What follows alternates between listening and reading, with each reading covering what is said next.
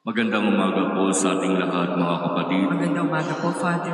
Araw ng Huwebes sa ika-17 linggo sa karaniwang panahon, huling araw ng buwan ng Hulyo, kapistahan ni San Ignacio de Loyola, ang tagapagtatag ng kapisanan ni Jesus o yung tinatawag nating Society of Jesus.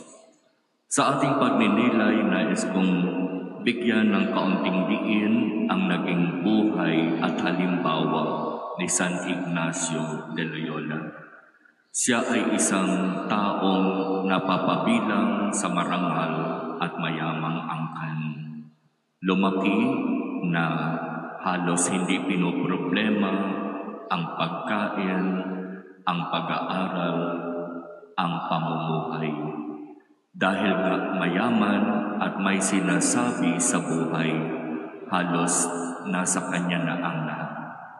At sa kanilang kapanahonan, kapag ikaw ay may kaya, may sinasabi, marangal, ikaw ay mag-aaral bilang sundalo. Sundalo para kahit papaano maipagtanggol mo ang iyong angkan, ang iyong pamilya, laban sa mga halos gagawa ng hindi maganda para makuha ang inyong kayamanan. Kaya naging sundalo itong si Ignacio de Loyola at nakikipaglaban siya para ipagtanggol ang kanilang angkan, ang kanilang pamilya. At minsan sa kanyang pakikipaglaban, tinamaan ng bola ng kanyon ang kanyang paa. At naging dahilan iyon upang siya ay matigil sa kanyang aktibong pagkilos at pamumuhay. At nanatili siya sa isang lugar sakop ng kanilang pamilya.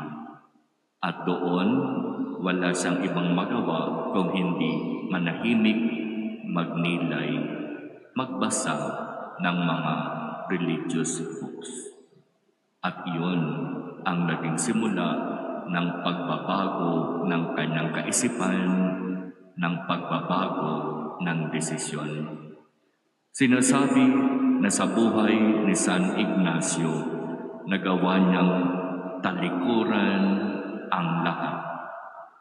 Ang kanyang pamilya, ang kanyang marangyang buhay, ang lahat, pati mga material na bagay na mayroon siya. At namuhay na mahirap at nagsikap sumunod sa ating Panginoon.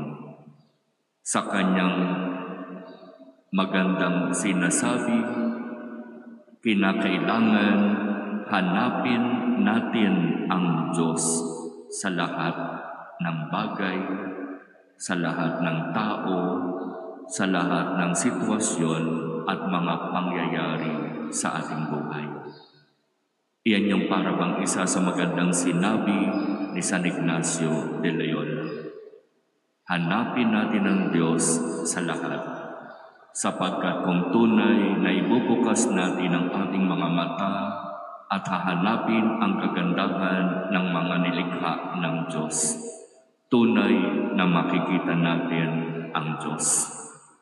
Kaya magandang paanyaya, magandang paalaala, na sa tuwing ibubukas natin ang ating mga mata, ang hanapin natin ay ang kagandahan ng nilikha ng Diyos. Hanapin natin ang Diyos sa kanyang nilikha. Hanapin natin ang kabutihan at kagandahan sa ating paligid.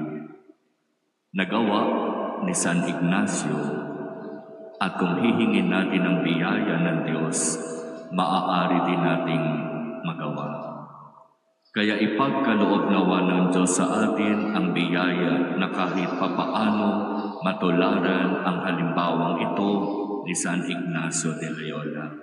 Sapagkat kung i-evaluate natin at kung titignan natin ang ating buhay ngayon, ang buhay natin ay buhay na punong-puno ng pagpapanggap, pagkukunwari, kasamaan, kasalanan. Kapag ibinukas na natin ang ating mga mata, at idinagdag pa natin ang ating bibig, asahan natin ang lalabas hindi maganda. Matuto tayo sa halimbawa ni San Ignacio de Loyola. Tinalikuran ang lahat, alang-alang kay Jesus. Namuhay sa karukhaan, sa salita at gawa, upang hanapin ang Diyos sa lahat. At lahat ng ito ay ipinagkaloob sa Kanya. Kaya nga kinikilala siya ng simbahan bilang santo.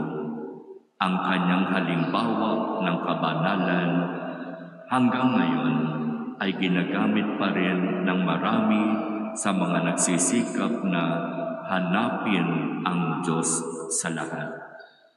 At ang kanyang tinatawag na spiritual exercises ang isa sa mga ginagamit upang magkaroon ng panahon sa pananahimik, pagninilay at pananalangin. Ang kanyang spiritual exercise ang isang naging sagot upang marami ang magbago ng buhay at sumunod sa Diyos.